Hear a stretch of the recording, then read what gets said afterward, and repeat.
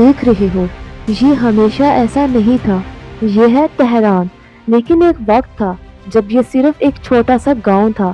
صدیوں پہلے تہران کے پاس ایک بڑا شہر تھا، رے، جہاں تہذیبیں آباد تھی۔ لیکن جب جنگیں ہوئی، منگول حملے ہوئے تو وہ شہر برباد ہو گیا اور پھر لوگوں نے پناہ لی تہران میں۔ یوں ایک چھوٹا گاؤں آہستہ آہستہ سانس لینے لگا۔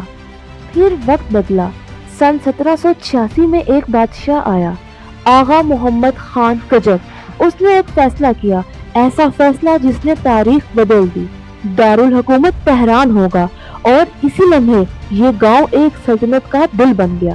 لوگ آنے لگے، تاجر، فوجی، امیر، غریب، گلیاں بنی، بازار بنے، اور تہران بڑھتا گیا۔ کچھ ہی سالوں میں اس کی آبادی کئی گنا بڑھ گئی۔ پھر آیا وہ وقت جب عوام اٹھ کھڑی ہوئی۔ 1906 تہران کی سڑکیں گواہ بنی ایک انقلاب کی، آئین کی جنگ، انصاف کی جنگ۔ پھر ایک اور طوفان آیا، ایرانین ریولوشن۔ شاہت ختم، نیا نظام شروع، اور تہران پھر ایک بار تاریخ کے مرکز میں آ گیا۔ یہ شہر صرف عمارتیں نہیں، یہاں جنگ کی آوازیں بھی گونجی، یہاں فیصلے بھی ہوئے۔ یہی شہر آج بھی دنیا کی سیاست میں ایک اہم کردار ادا کرتا ہے۔ تہران ایک شہر نہیں، یہ ایک کہانی ہے، مٹی سے اٹھنے کی، طاقت بننے کی، اور آج بھی یہ کہانی ختم نہیں ہوئی۔